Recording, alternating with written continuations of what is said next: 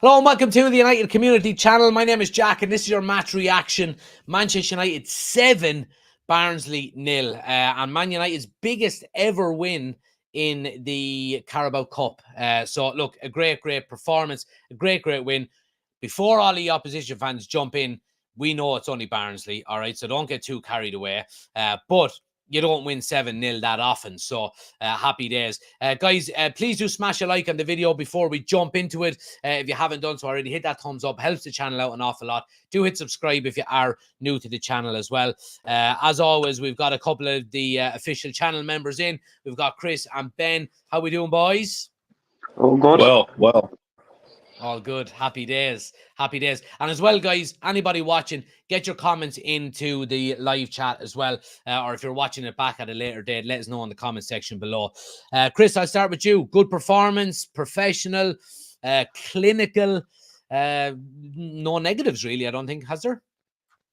No negatives. I think this is what we should do to a League One side. I mean, that's just the way it should. That's the way it should be.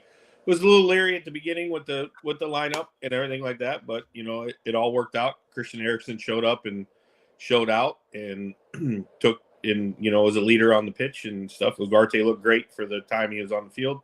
Can't really complain, to be honest with you. I mean, there's not a whole lot to complain about. We didn't give up any silly chances. We didn't, we weren't really giving them any time to do anything, even though, at the very beginning, they tried to press, as their coach said, that they're going to press no matter what, because that's what they do. Well, okay, maybe they shouldn't have. But, we handled it well. But, I mean, I think looking at, I know it's only Barnsley and everything, but even when they did press at the beginning of the game, you watch Casemiro and Ugarte, like, they position themselves to break the press and give outlets to the defenders and everything like that. So, yeah, happy days. Ben, what did you make of it? Good game all around, plenty of goals and a lot of goal scorers on the sheet as well. Yeah, it's a good thing, isn't it, when you got plenty of goal scorers there. I just think the fact of the game was 7-0 and we had players that's not first teamers, not all of them. It's just good to get confidence in them. So if they do need to come in, they're coming in with the confidence of getting a 7-0 win. Yeah, absolutely. Keep getting your comments in, guys. We'll go down through them in a moment. We'll start with I'm going to start with Garnacho. I thought he was brilliant tonight. Looked really lively. Chris, he has a bit of a point to prove, considering the fact that he's been coming off the bench the last few games, and I'm sure he wants to try and make that left wing that left spot his own. And I said it in the live watch along.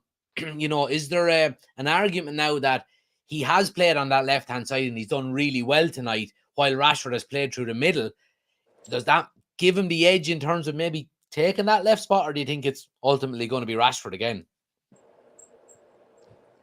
I think he deserves a shot at it. I mean, I think on was it Saturday we play, right? Yeah.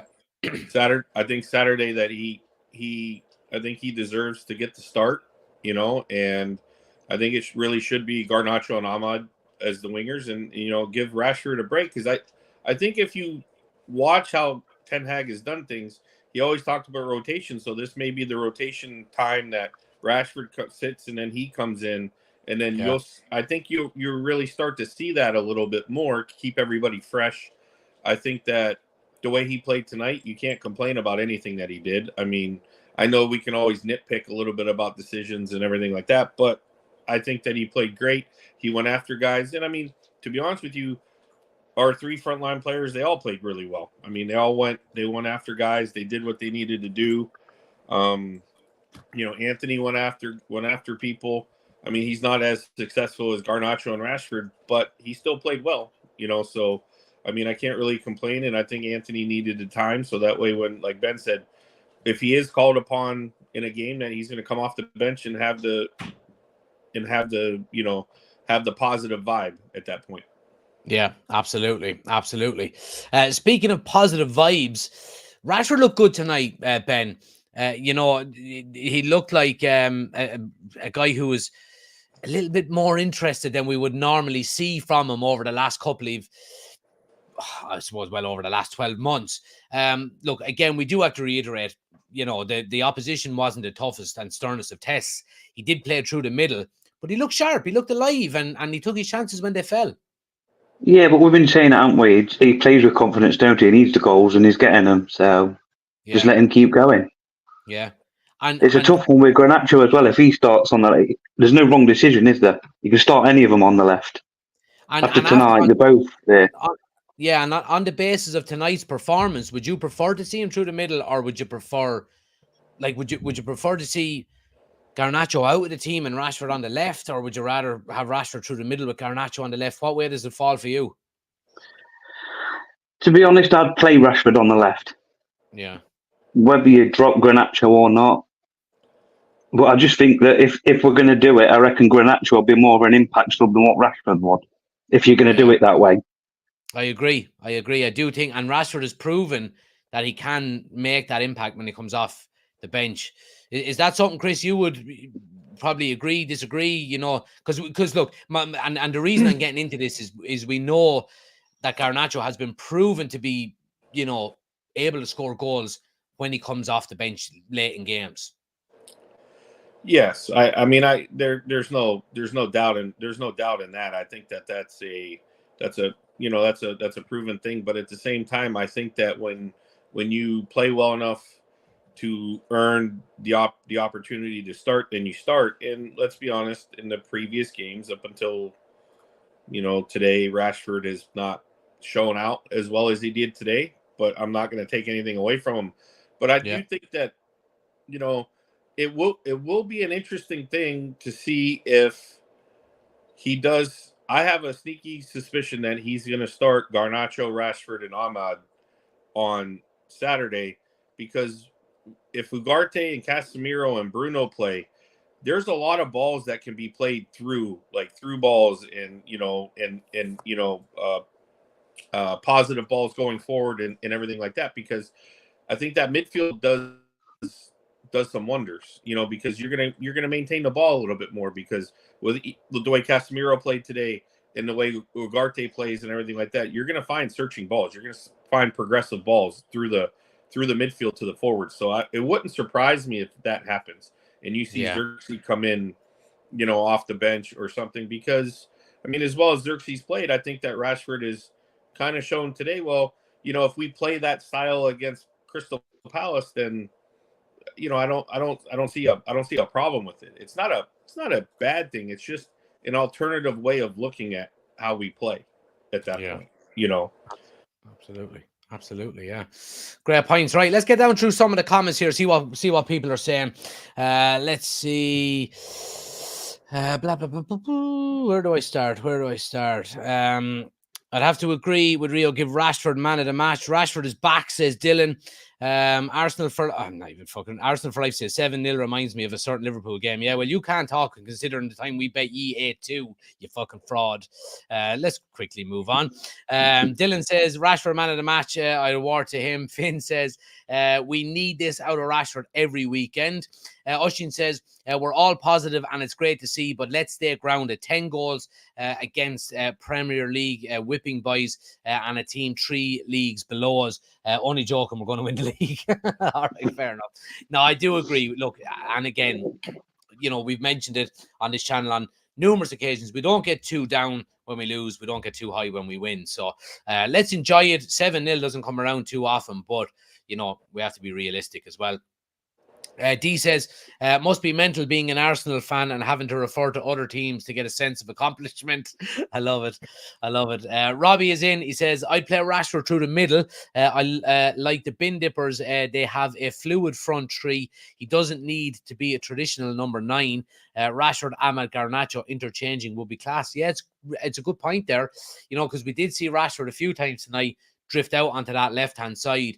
I think it would take a little bit of time and, understanding between the front three, where if Rashford drifts out, Garnacho might go central and, communication, so on and so forth. Cottle says, close game, could have swung either way. Oshin says, only concern so far is Xerxes' return. Would have been ideal for him to get a goal, but I'm not sure it's his game to play out and out striker. I agree. Even when he came on there tonight, he looked like he was trying to link up more than actually get into the box and try to get on the end of something. What did you make of him when he came on, Chris?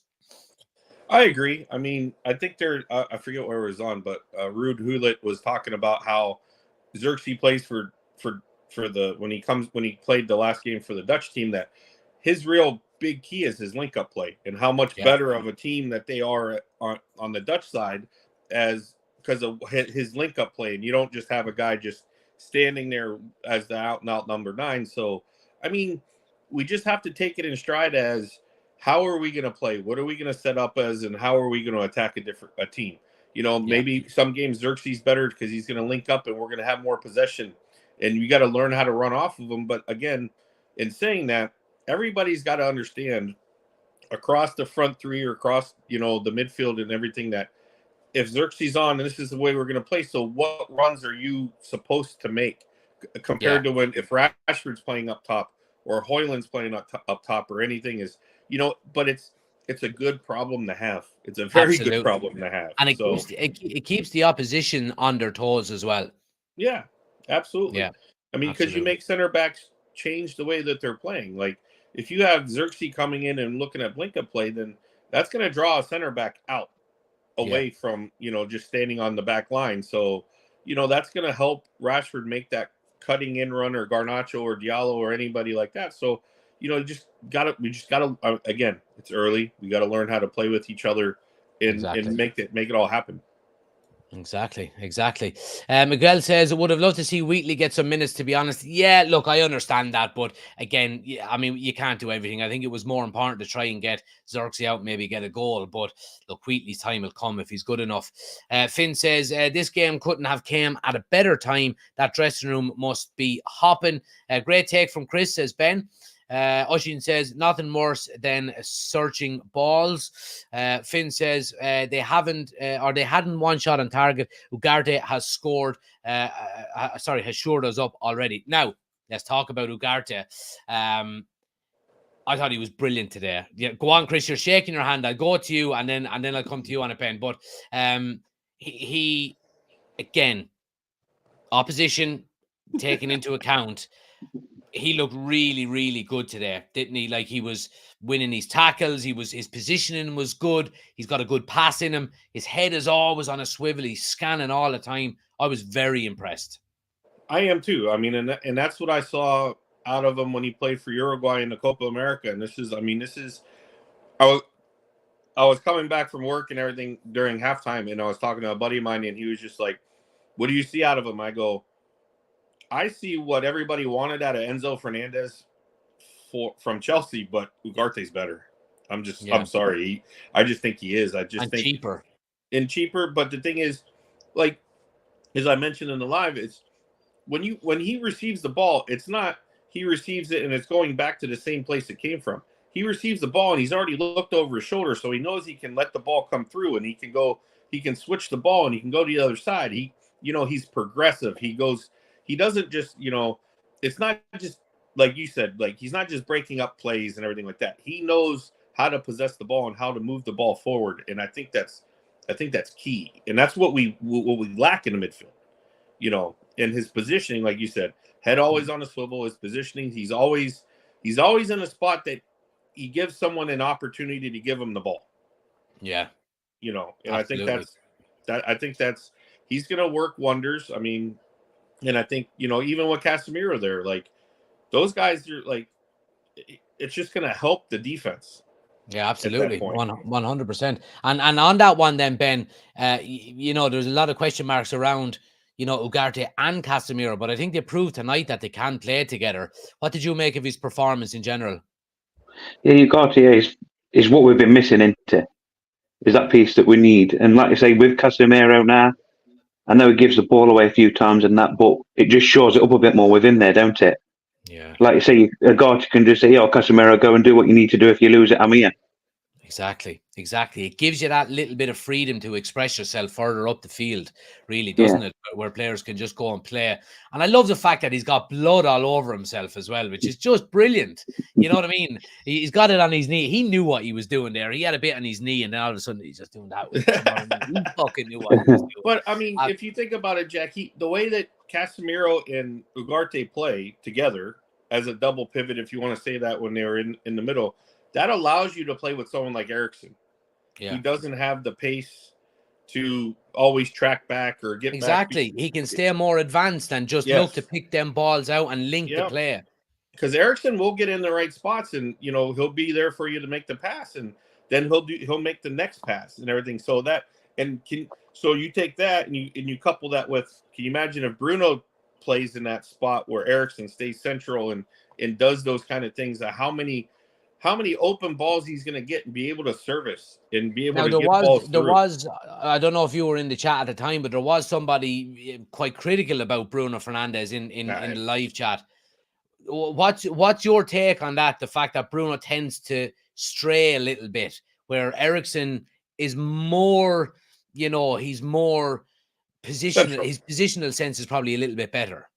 Well, I just think that Bruno, but you got to take in who's Bruno been playing with? Fred, McTominay, Casemiro. And so Bruno's having to move and do a lot more stuff and get, I think if, you look at him and you say, okay, Bruno, you look at Eriksen, you play the same way. Bruno's a much better, end of, attacking a progressive passer. If he gets the balls in the spots that Eriksen gets, and he's finding balls and putting it on people, I mean, there's no telling how many chances we'll get at that point. Because, I mean, you look at the stats, how many scoring chances does Bruno create? And everybody complains that he's all over the place.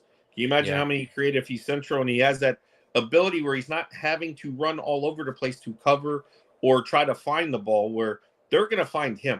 And I think it's got to be just a different way of, Ten Hag's got to look at him and be like, Bruno, you don't need to run around anymore. Stay here. Yeah.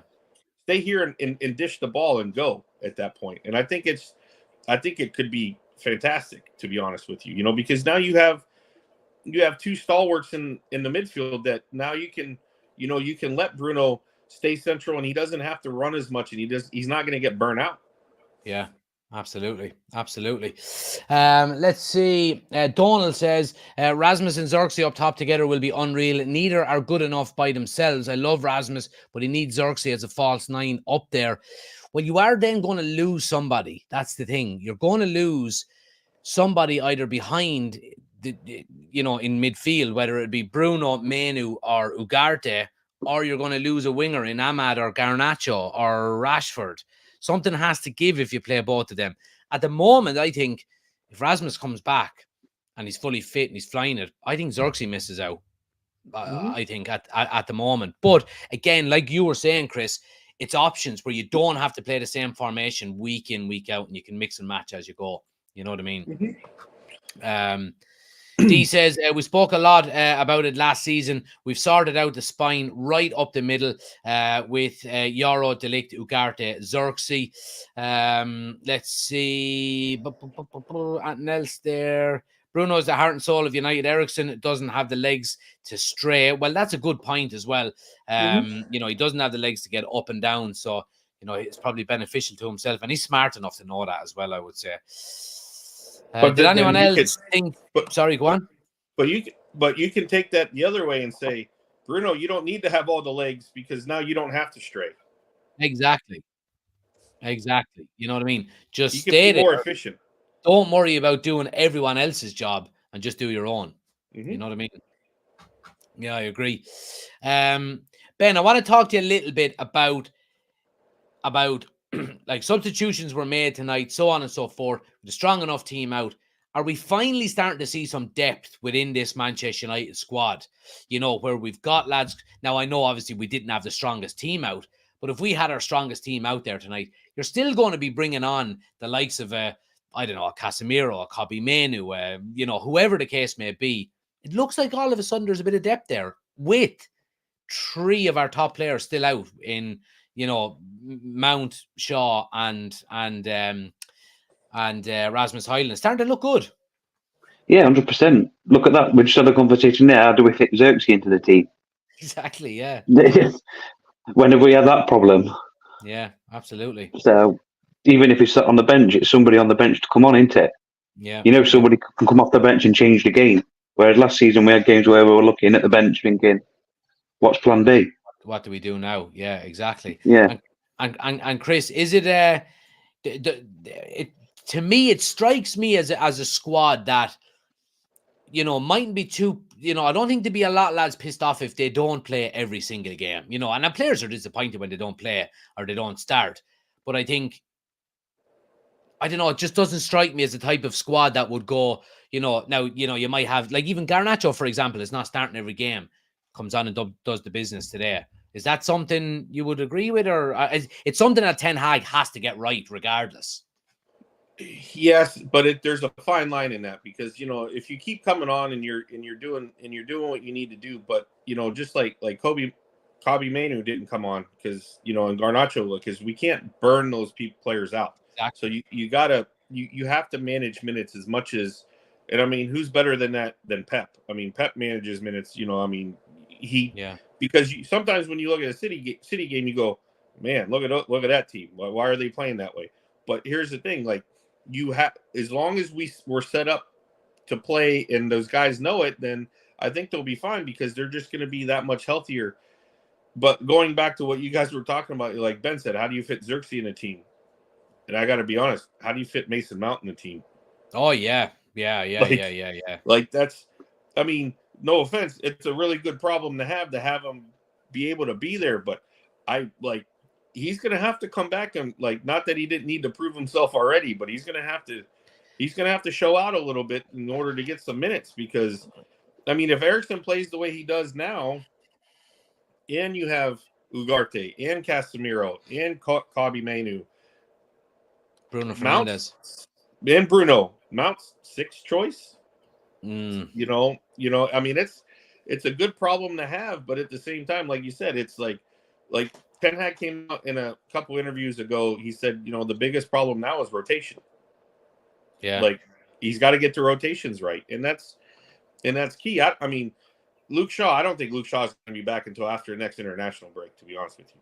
Like, and that'd be saying something if he's back.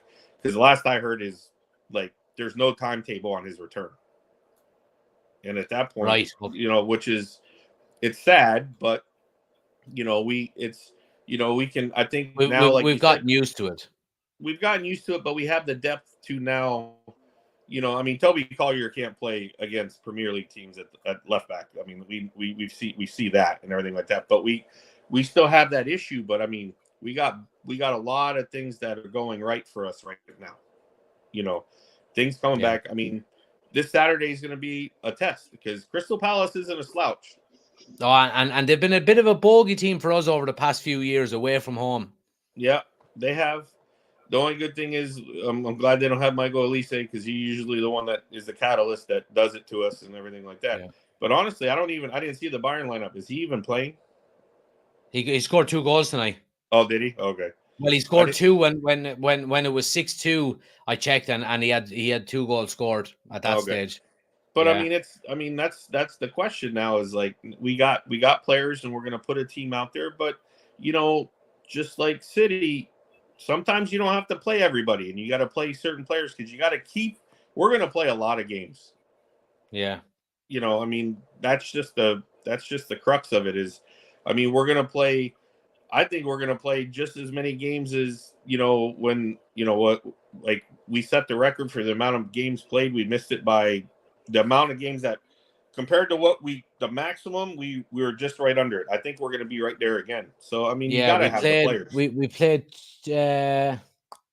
was it 3 games less than a full season, because we got knocked out of the quarterfinals of the Europa, wasn't it? Yes. So it would have been 2 semi-final games and then the final. So we were 3 games short of completing the season, pretty much. Yep. So, I mean, I think we're going to be right there again. I mean, I think that, with Rasmus coming back, I mean, now with Ugarte and Casemiro and Bruno and even Eriksen playing central and finding balls, like, this is teed up for Rasmus to have a 20-25 goal season. I mean, I think so. I mean, and we're playing, and Bruno's playing out wide, and he's serving balls in, and everything like that. So I mean, it's a good problem, and again, you got to look at the positives with Barnsley, how we moved the ball, how we did everything. And I mean, no matter who we play, if we move the ball and have the movement that we had tonight, we're going to be very successful. Yeah, I agree. And I seen a stat today that we've got the third highest XG in the Premier League behind Arsenal and Man City. So we're creating a lot of chances. We just need to start, putting them away. And tonight will be a big help around that as well. Right, men. I think we'll leave it there. I appreciate you coming on as always. And yeah, I will. So what have we got? We've got. Oh yeah, I will be speaking to you from Portugal on Saturday. So no, but we'll be live. We'll be live again before that. So I'm sure I'll see you in the live chat between now and then. All good? You got it. Yeah. You got it. Yeah. Catch you later, mate. Thanks for popping on. Appreciate it as always. And anyone else, guys, that's watching, thanks for watching. I do appreciate it. Sorry we didn't get through all of the comments. If you can, please smash a like on the video. Do hit subscribe as well if you are new to the channel. Helps the channel out an awful lot, as always. I'm going to be back tomorrow. Keep an eye out for our Talking Points video. That'll be up tomorrow around lunchtime, where we talk 5 points about the game tonight as well. So keep an eye out for that. And then I'll have the match preview coming up for Thursday night as well. So keep an eye out for that as well. Appreciate you watching, guys. If you haven't done so, smash that like button, hit subscribe. Have a great evening. 7-0. Happy days. They don't come around too often. So enjoy it regardless of the opposition. Enjoy it. And I'll see you on the next one. Take it easy.